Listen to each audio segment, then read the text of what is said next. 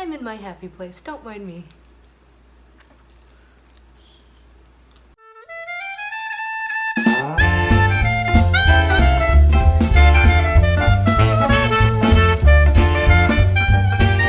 Hey there, Internet! Welcome back to my channel. Just gonna throw this out there. I'm aware this is very behind. My editing software was being a jerk for several weeks, but got everything resolved. We're chilling now, and let's get on with the show. After all of my dog shenanigans, I will get back home, probably look over my lines. I want to get started working on the next section of lines, because I've been taking it section by section or scene by scene, depending on how many lines I have in that specific area of the script. I believe it is the "oh no, I done goofed" scene with Oberon, where Puck is like, "oh, I did it, boss, I put the magic on those guys." And then the four humans come in, and Oberon is understandably pissed because I magicked the wrong person. So I believe that is the next scene to learn. We have already blocked it, so I'll have a better idea of the physical happenings of the scene when I'm looking over it, which will be nice. Whoop. And then tonight we have a Dungeons and Dragons session. I have been playing since freshman year of college, so about 5 years now, which is wild. Time flies. So we have a few different campaigns with different friends as the DM going. For example, in one I am a werewolf because homebrew. In another I am a cleric gnome. In other I was a fighter, and for tonight I am playing Flora, who is a human thief. And while she is the most simple of my characters, I mean, comparatively to like magic wielders and half-orc crazies, I find that she very quickly became one of my favorites. I think it's also just the dynamic she brings to the party that I really like, and she forces me to think outside the box on how I play the game. Because she's not a cleric or a magic wielder or someone with 8 million tricks up her sleeve, it forces me to really think about how I'm going to deal with combat, because I've gotten used to playing a lot of clerics, as for me that's my favorite class to play. Flora has one magic trick she can do by virtue of, long story short, she mom-friended a dragon so hard that Terran the dragon god was like, Okay, you can breathe fire now because you took care of my kid. I literally mom-friended a dragon so hard I got magic powers. Besides that, she's normal. She's got daggers and a crossbow and her wits, but when it comes to combat, I learned that Flora has to strategize and has to really think about how she is going to contribute to that fight, or else she could very well end up just being dead weight, because she's surrounded by these incredible people, by sorcerers and magical, spooky necromancers. My god, I should do a vlog on just Billy alone. He has a time. Flora and he have a really good time just antagonizing each other and acting like siblings, which makes for really fun RP. We've got freaking bird people and kangoos, and then all in the middle of it is this little human gal with bright red hair who's just trying to hold her party together because there's a lot of in-party fighting. But I'm having a really good time playing her, and I'm really looking forward to seeing where tonight's session goes, because I might have met her mom, possibly, or a new villain. It's not clear yet. Also, there's romance happening, so that'll be fun. I'm gonna look something up really quick. When you need to study your sheet music, but you also want to play Hey Flora, what's your video proficiency modifier? I forgot to vlog all of yesterday. Sorry about that. The audition went well. I was really happy with it. They didn't end up needing us to read or do the dance, as there was a lot of foot traffic, so they just had us sing, and then we got to go. I saw a few friends there, which is really nice. And even though it is 80+ degrees outside and still abysmally hot in LA, I am currently gently cosplaying the Good Doctor today, because damn it, I wanted to. I mean, dang it. I'm trying to vlog more. Say hello to the attempted vlog. And the best part, her vulture just moved back to LA. The vultures are two Friendship! Yeah! I have some downtime today as I don't have work and I have time before the callback. I got called back for Joe and I'm very, very excited. I've got a bit of time. I'm gonna do our hike as I said.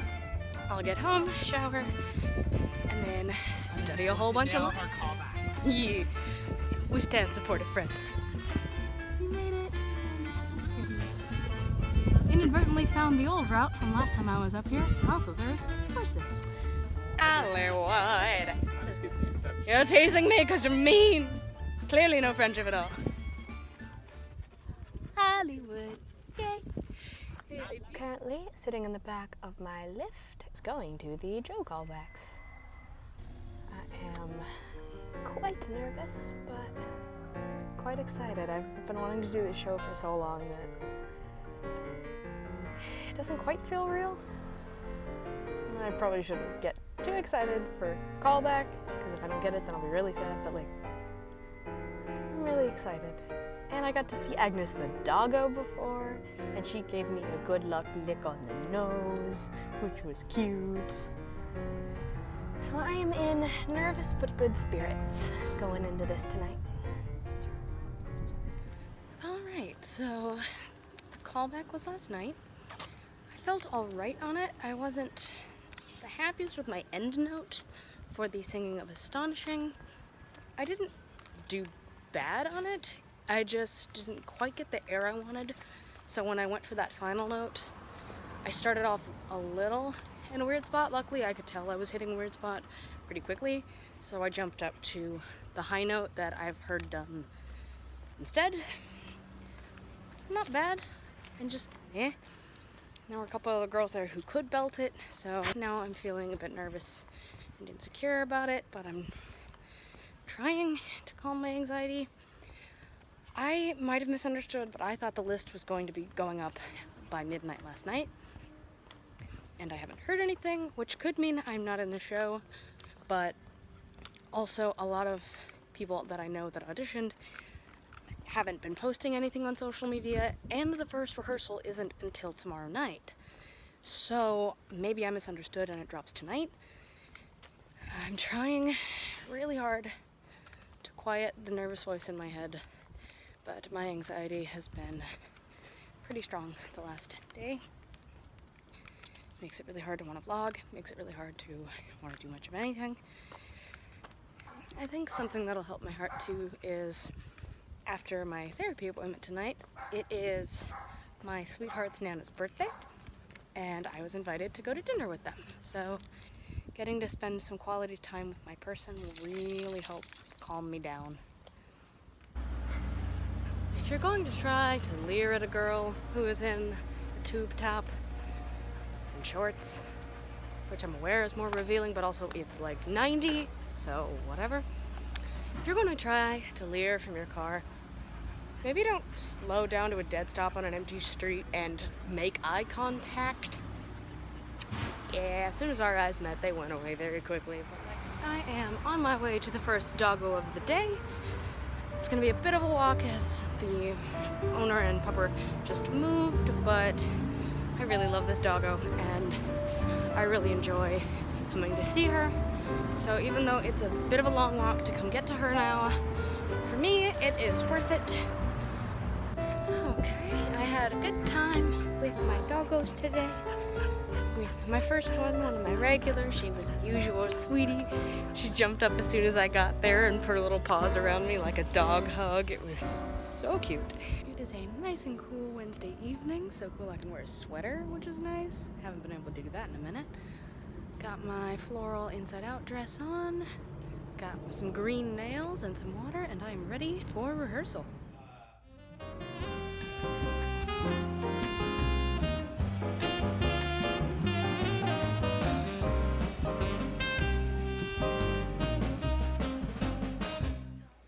As you saw earlier in the vlog, I talked a lot about Dungeons and Dragons, or D&D. And while initially when I was vlogging at that point, I'd only intended to briefly mention it as part of what am I doing today? But of course, as you also saw, I kind of went on some tangents for a minute. And that brings us to today's advice topic: maintaining your passions and interests outside of acting.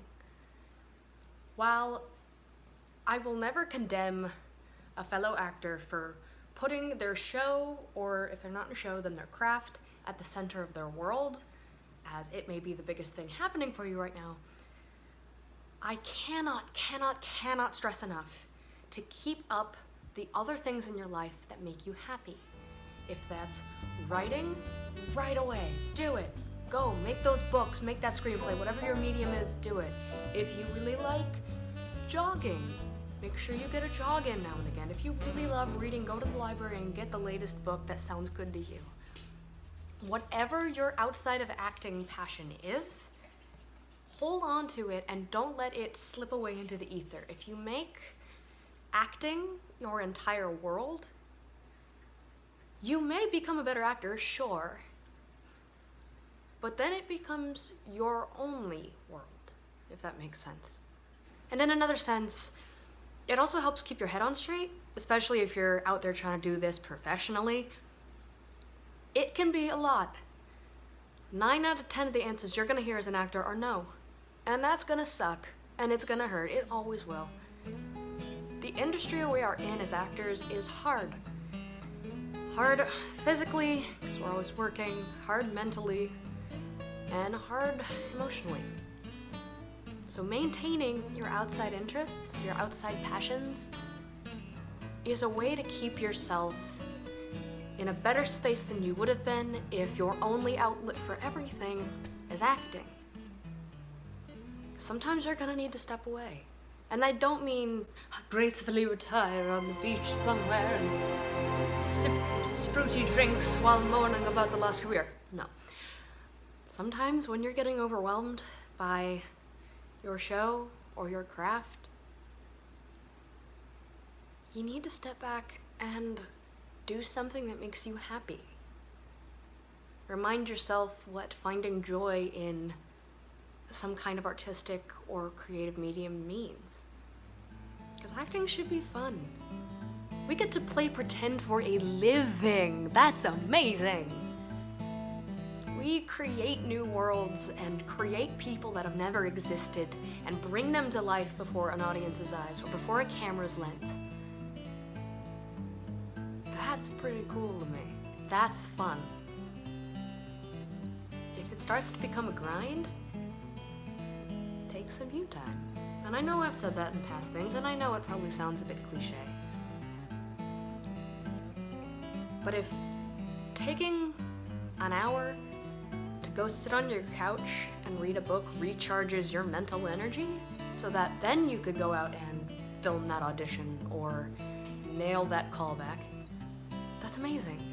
And do it. Taking care of yourself will always be the most important thing. Your craft will be there. There will always be more auditions. There will always be more lines to learn, people to meet. If we're going broader, things to paint, dances to create. But you've only got one you. And if you're not taking care of that, how long can you go in your craft? You can't. Don't lose track of the things that bring you joy.